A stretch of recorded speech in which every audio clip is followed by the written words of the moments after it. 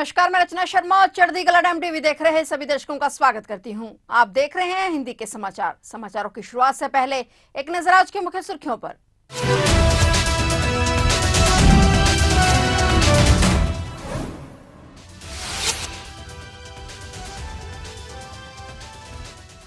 चंद्रशेखर अपनी आखिरी सांस तक आजाद ही रहे। महान चंद्रशेखर आजाद की आज पुण्यतिथि।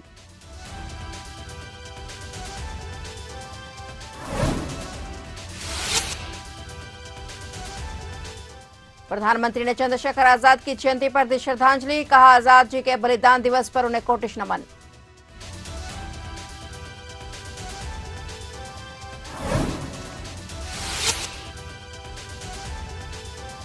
भारत ने जम्मू कश्मीर मुद्दे पर पाकिस्तान को दिया करारा जवाब। अंतर्राष्ट्रीय मदद पर जिंदा है। जम्मू कश्मीर में मानवाधिकारों को उल्लंघन के आरोप का करारा जवाब।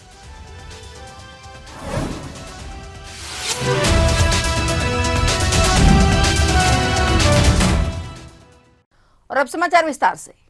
आज 27 फरवरी को भारतीय स्वतंत्रता संग्राम के महान नायक चंद्रशेखर आजाद की पुण्यतिथि है। उनका जीवन देश की स्वतंत्रता के लिए समर्पित था और उनका संघर्ष युवाओं के लिए आज भी एक प्रेरणा का स्रोत है। दुनिया में जिस पर सरकार का सूर्य कभी अस्त नहीं होता था, वह शक्तिशाली सरकार भी चंद्रशेखर आजाद को कभी बेड़ियों में जकड़ नहीं पाई। चंद्रशेखर हमेशा आजाद ही रहे, अपना आखिरी सांस तक। और इस वीर का जन्म 23 जुलाई 1906 को मध्य प्रदेश की अलीराजपुरा रियासत के मामरा, जो अब चंद्रशेखर आजाद नगर कहलाता है, ग्राम में मां जगरानी की कोख से पिता सीताराम तिवारी की 5वीं संतान के रूप में हुआ। 27 फरवरी 1931 को आजाद को घेरकर उन पर कई गोलियां मारी गई। घायल चंद्रशेखर ने अंतिम गोली अपनी कनपट्टी पर मारकर जीवन लीला समाप्त कर आजादी के महायज्ञ में जीवन की आहुति डाल दी। उनका पुलिस में इतना खौफ था कि शहीद होने के काफी समय बाद तक पुलिस उनके पास फटक नहीं पाई।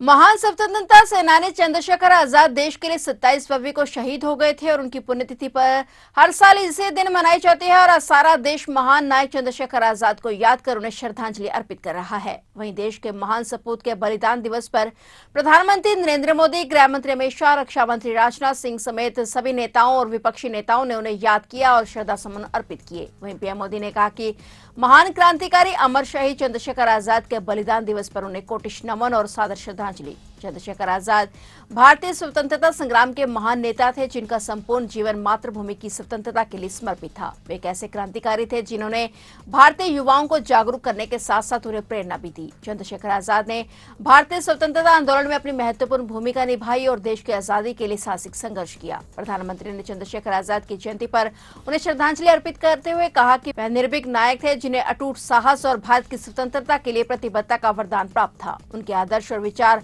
लाखों लोगों, विशेषकर युवाओं के दिल और दिमाग में गूंजते रहते हैं। संयुक्त राष्ट्र मानवाधिकार परिषद के 58वें सत्र की 7वीं बैठक में भारत ने पाकिस्तान की कड़ी आलोचना की। जम्मू कश्मीर में मानवाधिकारों की उल्लंघन के आरोप का करारा जवाब देते हुए भारत ने कहा कि पाकिस्तान एक नाकाम देश है जो अंतर्राष्ट्रीय अनुदानों पर जिंदा है। भारत के स्थायी मिशन के क्षिति त्यागी ने जिनेवा में संयुक्त राष्ट्र में कहा कि हमें इसमें कोई हैरानी नहीं है कि पाकिस्तानी नेता अपने सैन्य आतंकवादी परिसर में झूठ फैलाते हैं। Pakistan organisation of Islamic corporation को अपना मुखपत्र बताकर संगठन का मजाक उड़ाते हैं। यह बेहद दुर्भाग्यपूर्ण है कि संगठन का समय एक असफल राज्य द्वारा बर्बाद किया जा रहा है, जो स्थिरता पर पनपता है और अंतर्राष्ट्रीय अनुदानों पर जीवित रहता है। क्षति त्यागी ने पाकिस्तान के आरोपों का जवाब देते हुए जम्मू कश्मीर और लद्दाख हमेशा भारत का अभिन्न हिस्सा थे और आगे भी रहेंगे। ये कहा, पाकिस्तान को भारत की बजाय अपने देश की हालात बदलने पर जोर देना चाहिए। Mr. President, India is exercising its right of reply in response to the baseless and malicious references made by Pakistan. It is regrettable, yet unsurprising, to see Pakistan's so-called leaders and delegates continuing to dutifully spread falsehoods handed down by its military terrorist complex. Pakistan is even making a mockery of the OIC by abusing it as its mouthpiece, which is fooling nobody. We do not wish to dignify such propaganda, but are constrained to make a few simple points for the record. First, the Union territories of Jammu and Kashmir and Ladakh were, are, and will always remain an integral and inalienable part of India. Second, The unprecedented political, social, and economic progress in Jammu and Kashmir in the past few years speaks for itself. These successes are a testament to the people's trust in the government's commitment to bring normalcy to a region scarred by decades of Pakistan-sponsored cross-border terrorism. Third, as a country where human rights abuses, persecution of minorities, and systematic erosion of democratic values constitute state policies, and which brazenly harbors UN-sanctioned terrorists, Pakistan is in no position to lecture anyone. Instead of its unhealthy obsession with India, Pakistan should focus on providing actual governance and justice to its own people. Mr. President, it is unfortunate that this Council's time continues to be wasted by a failed state, which thrives on instability and survives on international handouts. Its rhetoric reeks of hypocrisy, its actions of inhumanity, and its governance of incompetence. India remains focused on democracy, progress, and ensuring dignity for its people, values that Pakistan would do well to learn from. I thank you.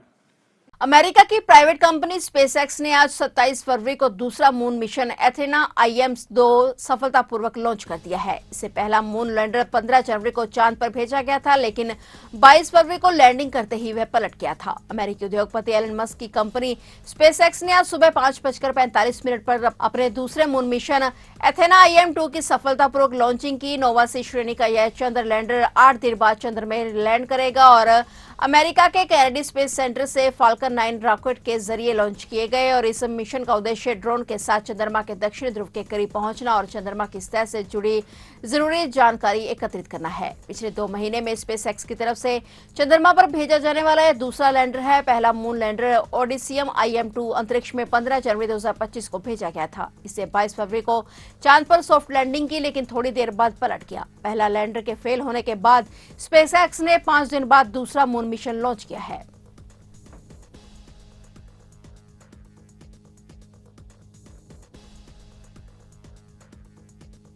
Bihar में उग्रवाद प्रभावित जमुई जिले के खैरा थाना क्षेत्र से सशस्त्र सीमा बल और जिला पुलिस ने छापेमारी कर 27 किलो विस्फोटक पदार्थ बरामद किया है। एसएसपी ने अधिकारी ने बताया कि सूचना के आधार पर एसएसपी जवान बारूद खोजी श्वान दस्ता और गरही पुलिस के उप निरीक्षक हरियर राय और जम्मू पुलिस का बम निरोधक दस्ता छेनिया पखल पहाड़ पहुंची और इलाके की घेराबंदी की सर्च ऑपरेशन शुरू किया गया। तलाशी के दौरान एसएसबी के खोजी कुत्तों ने एक चट्टान के पास रुककर संकेत दिया। जांच करने पर चट्टान की दरार से 4 संदिग्ध बोरियां मिली और बम निरोधक दस्ता टीम ने सावधानीपूर्वक बोरियों को बाहर निकाला, जिनमें सफेद रंग का विस्फोटक पदार्थ मिला। जांच में इसकी पुष्टि 27 किलो विस्फोटक के रूप में हुई है। उच्च अधिकारियों के आदेश पर बम निरोधक दस्ता की टीम ने बरामद विस्फोटक को सुरक्षित तरीके से जलाकर नष्ट कर दिया है। तलाशी अभियान पूरा होने के बाद एसएसपी और पुलिस की टीम सुरक्षित अपने बेस कैंप में लौट गई और वहीं गिद्धेश्वर पहाड़ स्थित गंभीरा जंगल से 27 किलो विस्फोटक मिलने से हड़कंप मच गया।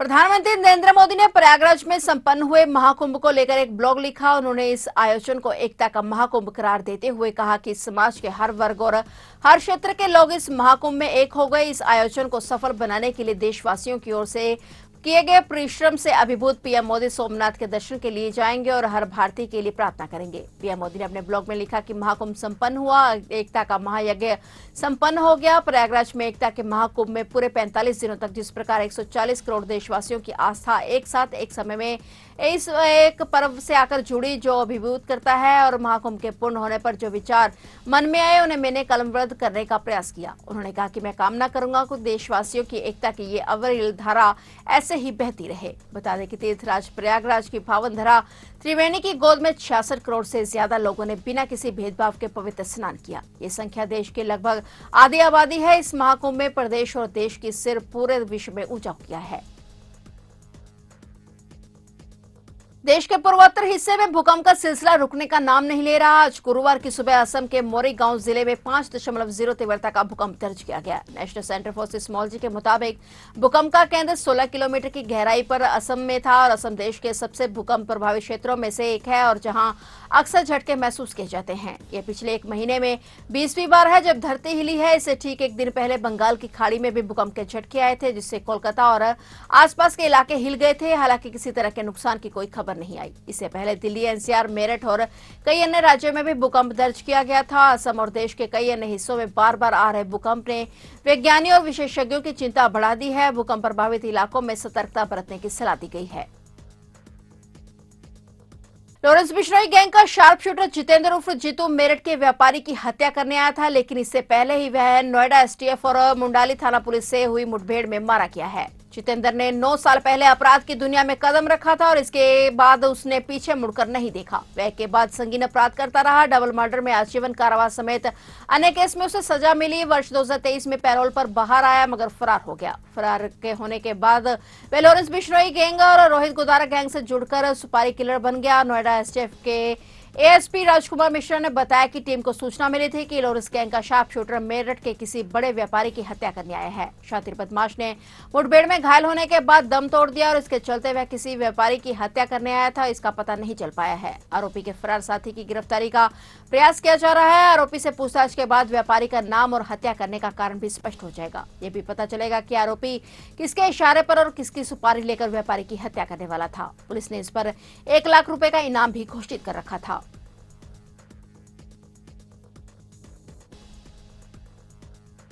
तो आप देख रहे थे हिंदी के समाचार और नए समाचारों के साथ फिर से हाजिर होंगे। तब तक के लिए देखते रहिए चढ़ती कला टाइम टीवी।